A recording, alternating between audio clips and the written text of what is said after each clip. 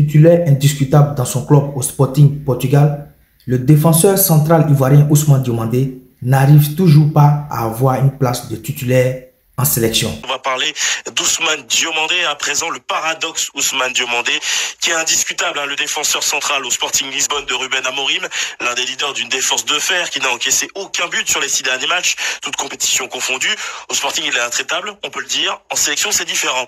Autant il a été impeccable lors de certains matchs, la Guinée-Bissau par exemple à la CAN, autant sur d'autres, il a été un peu moins en vue, comme contre le Nigeria en phase de poule de la CAN, défaite 1-0 ou en amical contre le Bénin, match nul 2 partout. C'était au mois de mars. Le sentiment d'avoir deux Diomandé, un totalement en confiance au Portugal et sûr de ses qualités, un autre victime de la concurrence et peut-être moins en confiance avec les éléphants. Bref, pour vous, qu'est-ce qui manque aujourd'hui à Ousmane Diomandé pour bousculer la hiérarchie établie en sélection en défense centrale? Bon, moi, personnellement, en termes de football, il ne lui manque rien. Selon moi, il est titulaire en club, il est performant.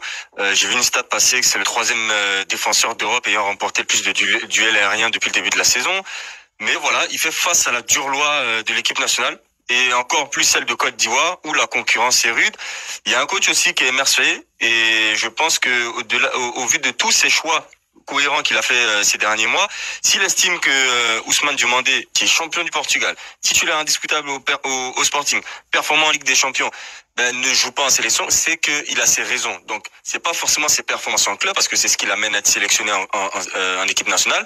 Mais une fois qu'il arrive en équipe nationale, il y a encore une autre concurrence qui vient s'installer. Ça veut dire que peut-être à l'entraînement, il y a des choses qu'on ne voit pas. Peut-être que aussi, il faut regarder en arrière. Est-ce qu'il ne paye pas peut-être sa performance, sa contre-performance entre guillemets qui a marqué les esprits contre le Nigeria. Depuis, on a vu qu'il a pas trop joué à part contre le Bénin. Est-ce que c'est resté encore dans les mémoires du sélectionneur ou même à lui-même dans sa mémoire? Parce que j'avais cru comprendre qu'il avait été affecté justement par cette cette faute qu'il avait faite.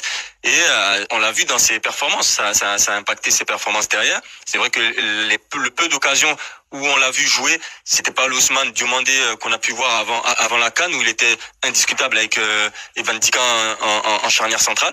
Donc voilà, tout ce que je peux lui dire, bosser plus. C'est l'équipe nationale de Côte d'Ivoire. Faut montrer lorsqu'on a l'occasion de saisir sa chance, qu'on peut jouer titulaire.